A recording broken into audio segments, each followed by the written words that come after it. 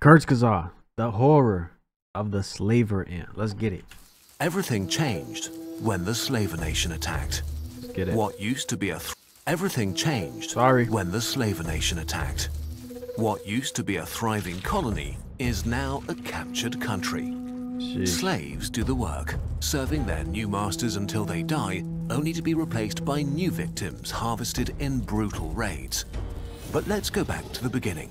Yo, real quick.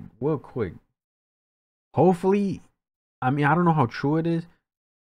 This picture that I'm gonna talk about right now. Hopefully, he posted. If not, bro, look up a zoomed in ant's face, bro. That is scary, bro. Ugly. That is ugly, bro. Let's get it. The world war of the ants is claiming millions of lives every day. But in the brutal world of ants, straight up war is not the only way.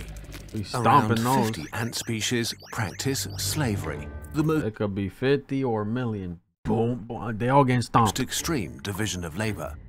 We don't know how this began, but some ant species perfected this cruel trade. Meet Polyergus, the most intense of the slaver ant tribes. There are different species, but generally they're 4 to 10 millimeters long, with brown to blackish bodies and sickle-shaped mandibles. Nasty. Polyergus has specialized in slavery so much that they've lost their ability to care for themselves. Nasty. They don't clean, build nests, care for their brood, or feed themselves. They only exist for raiding. Sounds like a Slaves deadbeat. make up 80 to 90% of the ants in their colonies, so a few hundred Polyergus and a single queen control thousands of slave ants. We'll summarize and simplify what we know about Polyergus into one grand story. You can find more information in our sources. So now, let's witness the cruel banality of nature. The raid. It all begins on a mild summer morning on a sunny field.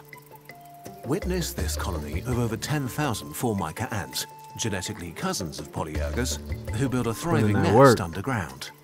They are a widespread genus. Some species are good fighters, some great builders, and some cattle farmers, often welcomed by humans because they hunt vermin that hurt forests. Nobody noticed the lone Polyergus scout that briefly showed up this morning before she bolted away again.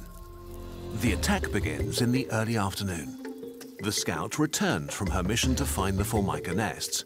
She dances erratically and spreads pheromones that excite and mass recruit more and more ants until a large raiding party of 1,000 warrior S's has formed.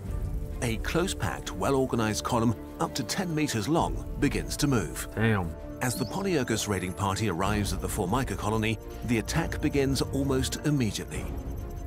Dozens of attackers begin digging and clearing up debris from the nest's entrance to make it easier to store.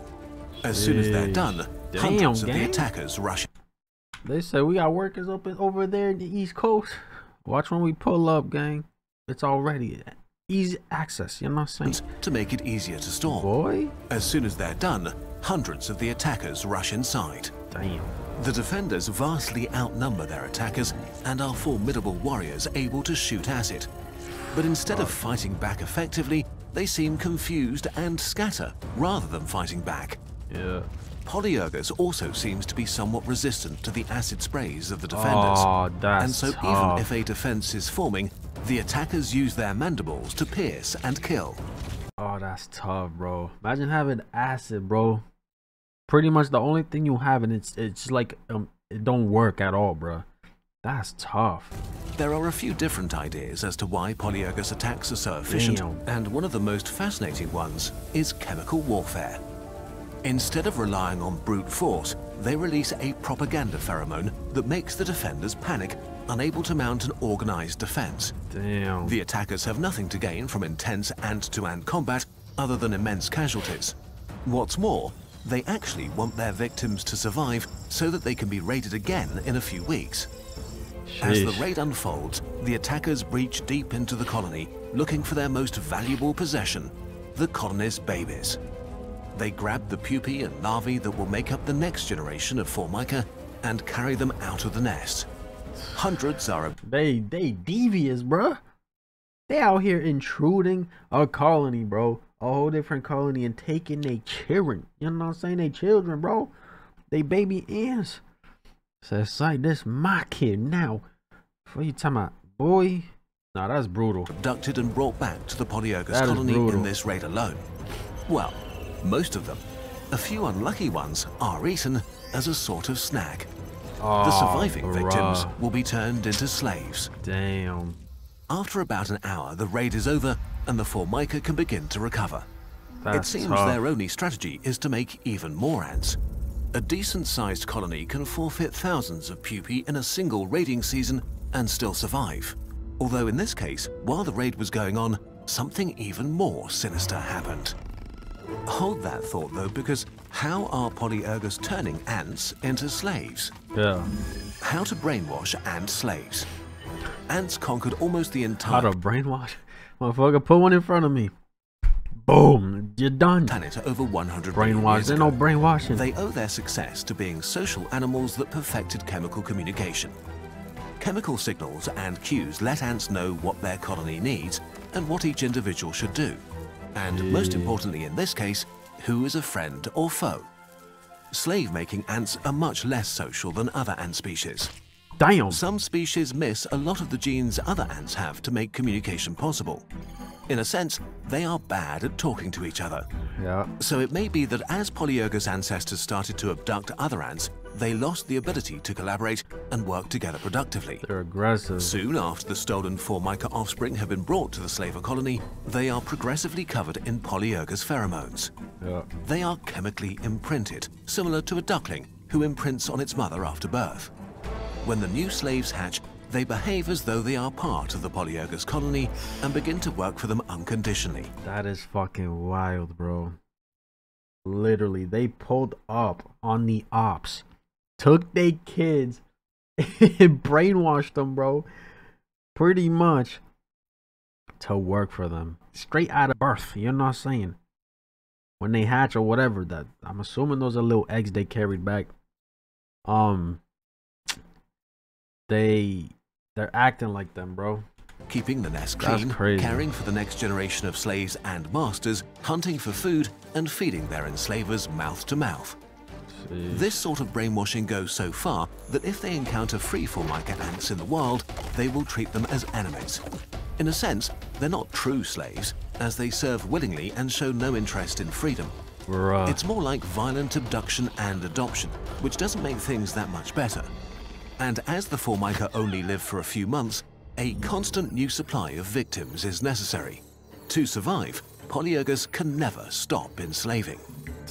How to make new slave colonies. How are new Polyergus colonies created? After all, Polyergus workers are so useless that a queen can't start a new colony without slaves. But how does she make slaves without warriors? It turns out there are two main strategies.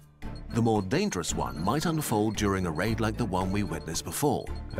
A young Polyergus queen silently follows the raiding party.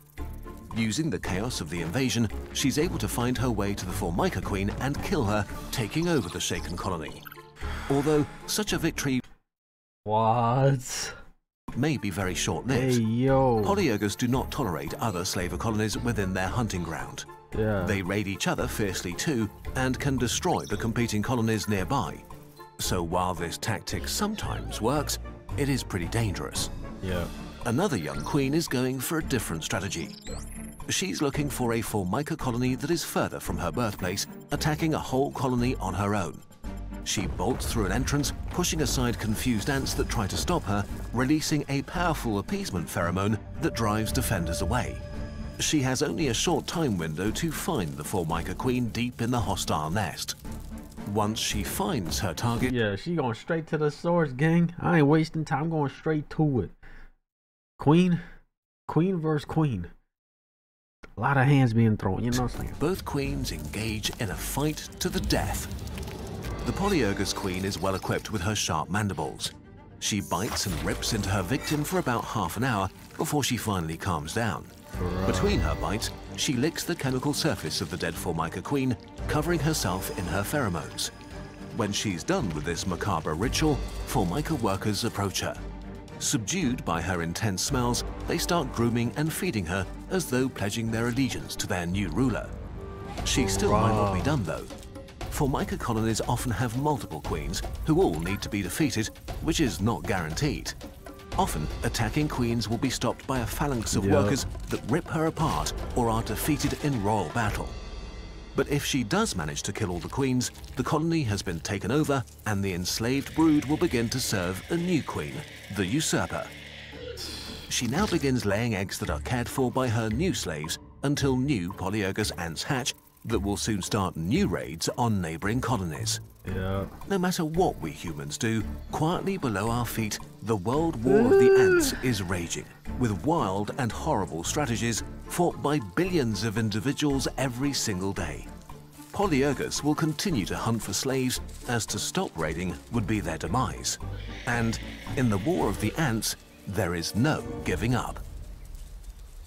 We want to explore even more ant species in videos to come, but not just ants. Our planet has so many more wonders to marvel at and learn about. That is, if we manage to preserve their habitat and turn the tide on climate change, something we're very passionate about at Kurzgesagt and have covered extensively in past videos. We've found a partner to turn our dedication into action. We'll pay to offset 1 month of your carbon emissions with the help of our friends from Ren. Oh my god, bro, that shit sounds so deadly. Like this, they literally pulling up to the apps, bro. They pulling up, going crazy, taking the eggs, bringing it back to where they came from, growing them up, turning them into slaves, bro. That's, man, like, imagine some shit like that in real life, bro. Like, that's fucking crazy. Like, with humans, I should say. I was sitting outside my high school library hanging out with a friend when he observed individuals from 2 different species of ants cross paths on the concrete in front of us. One was red ant and the other the black ant, roughly about the same size as each other. They approached one another, touched feelers for a few seconds, then both turned around and went back the way they came. Within a couple minutes, 2 very large armies of ants, one black and one red, approached the spot where the scout ants had met. There must have been a couple hundred in each group. It was a battle and it lasted a long time until the red ants eventually killed most of the black ants and the black ants retreated. The red ants collected the dead and returned where they came from. My friend and I couldn't stop talking about it for weeks. It was like the wildest thing we've ever seen. That's crazy, bro. Imagine seeing that in real life. And they was observing that shit too. Like, why y'all just looking at ants? You know what I'm saying? And then however long y'all was sitting there, what was it? Outside the school library chilling. However long that was, y'all waited all that time. They met, left, came back with an army, boy. Angelic factions in Warhammer 40k. No one can overpower the other ones, but they are still fighting. Yep. I'm legit afraid to go in my backyard because of the old resident because the old resident didn't take care of the backyard and did something to it. Whatever they did, they left behind a large amount of fire ant killer, and there's just this massive kingdom of different ants. Can't take a single step without running into another, usually tiny ant hill, and walking into an ant war. It's like watching a bunch of small countries go to war 24/7. This deadass sounds brutal. I'm not gonna lie. How they go about their shit is fucking brutal. That's crazy. Let me know what you guys thought. That's my reaction. If y'all enjoyed, give this video a like, subscribe if you haven't, and I'm out.